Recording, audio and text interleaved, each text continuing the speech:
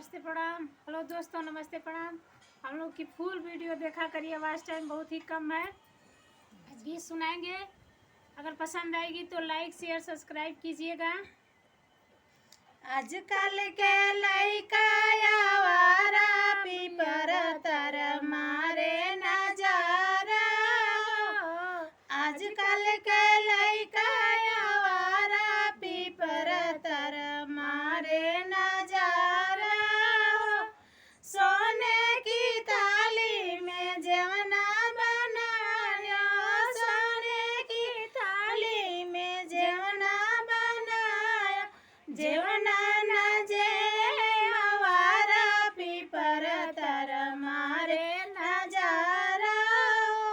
जेवना न जेवे आवारा पीपर तर मारे नजारा।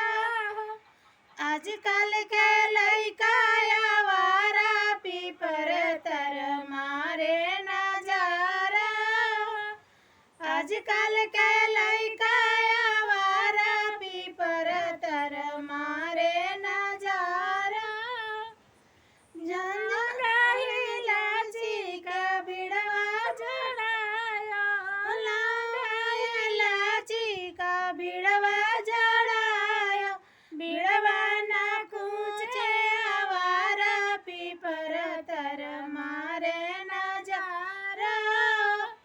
बिड़वा न कूचे आवारा पीपर तर मारे नजारा।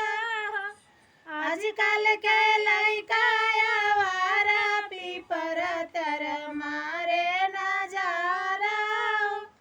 आजकल के लइका आवारा पीपर तर मारे नजारा।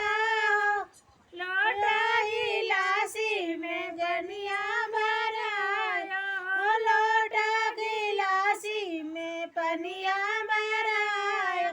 पनिया न पिए आवारा पीपर तर मारे नजारा। पनिया न पिए आवारा पीपर तर मारे नजारा। आजकल के लइका आवारा पीपर तर मारे नजारा। आजकल के लइका आवारा पीपर तर मारे नजारा। फिर नेक्स्ट वीडियो में फिर ऐसे ही मिलते हैं।